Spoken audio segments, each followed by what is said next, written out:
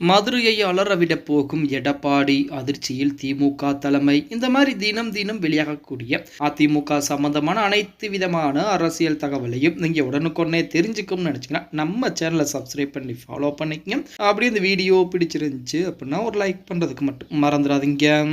அனைத்திந்திய அண்ணா திராவிட முன்னேற்ற கழகத்தை பொறுத்த வரைக்கும் நம்ம அனைவருக்குமே தெரியும், ஒரு சரியான எதிர்க்கட்சியாக செயல்பட்டு கொண்டிருக்கிறது அப்படிங்கிற தகவல். அதாவது ஆளும் திமுகவை விட எதிர்க்கட்சியாக இருக்கக்கூடிய அதிமுக தற்போது வரைக்கும் பலம் வாய்ந்த ஒரு கட்சியாகத்தான் இருக்கிறது. நீங்க எல்லாம் கேட்கலாம், அப்படி பலம் வாய்ந்த கட்சி எதற்கான நாடாளுமன்ற தேர்தலில் படுதோல்வி அடைகிறது அப்படிங்கிற. நாடாளுமன்ற தேர்தல் அப்படிங்கிறது பாத்தீங்க அப்படின்னா மத்தியில் இருக்கக்கூடிய ஒரு பிரதமரை தேர்வு செய்யக்கூடிய ஒரு தேர்தல். அதிமுக கடைசி வரைக்கும் யாருக்கு ஆதரவு, யார் பிரதமர் அப்படின்னு சொல்லி எந்த ஒரு தகவலுமே சொல்ல கிடையாது. அது மட்டும் இல்லாமல் மோடியின் எதிர்ப்பலையின் காரணமாகத்தான் இந்த நாடாளுமன்ற தேர்தலில் அதிமுகவிற்கு வாக்குகள் போறாமே காங்கிரஸ் திமுக கூட்டணிக்கு விழுந்து விட்டது அப்படின்னு சொல்லியாங்க. இப்படிப்பட்ட சூழலில் மதுரையை அலறவிட போகிறார் எடப்பாடி அப்படிங்கிற ஒரு தகவல் சமீபத்திலே வெளியாகி கொண்டிருக்கு. அது என்னடா அப்படின்னு பார்த்தோம்னா, அதிமுக பொதுச் செயலாளரும் எதிர்க்கட்சி தலைவருமான எடப்பாடி பழனிசாமி விடுத்துள்ள அறிக்கையில் ஆங்கிலேயர் காலம் முதல் கொடுமையான சட்டங்களால் ஒடுக்கப்பட்ட மிகவும் பிற்படுத்தப்பட்ட சீர்மரபினர் சமுதாயத்தினர் பிரம்மலை கள்ளர் ஆவர்.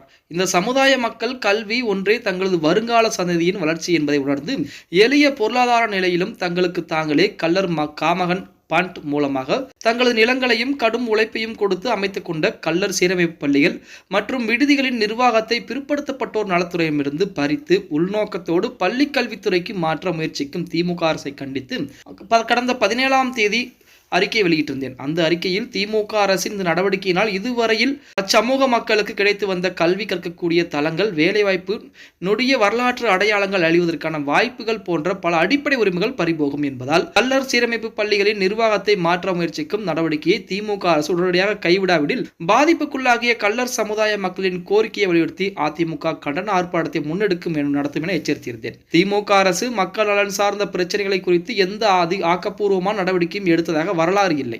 அதேபோல் தற்போது கள்ளர் சீரமைப்பு பள்ளிகளில் நிர்வாக முறையை மாற்ற துடிக்கும் தன்னுடைய மக்கள் விரோத போக்கில் இருந்து திமுக அரசு மாறுவதாக தெரியவில்லை. எனவே கள்ளர் சீரமைப்பு பள்ளிகளில் மற்றும் விடுதிகளை உள்நோக்கத்தோடு முடக்க முயற்சிக்கும் திமுக அரசை கண்டித்து பள்ளிக்கல்வித்துறையோடு இணைக்கும் முயற்சிகளை கைவிட வலியுறுத்தியும் அதிமுக சார்பில் மதுரை, திண்டுக்கல், தேனி ஆகிய வருவாய் மாவட்டங்களில் சார்பிலாக வருகின்ற 24ஆம் தேதி சனிக்கிழமை காலை 9 மணி முதல் மாலை 5 மணி வரை மதுரை மாவட்டம் சொக்கனூரில் பேருந்து நிலையம் அருகில் மாபெரும் ஒரு உண்ணாவிரத போராட்டம் நடத்தப்படும் என அதிமுகவுடைய பொதுச் செயலாளர் தெரிவித்திருக்கிறார்.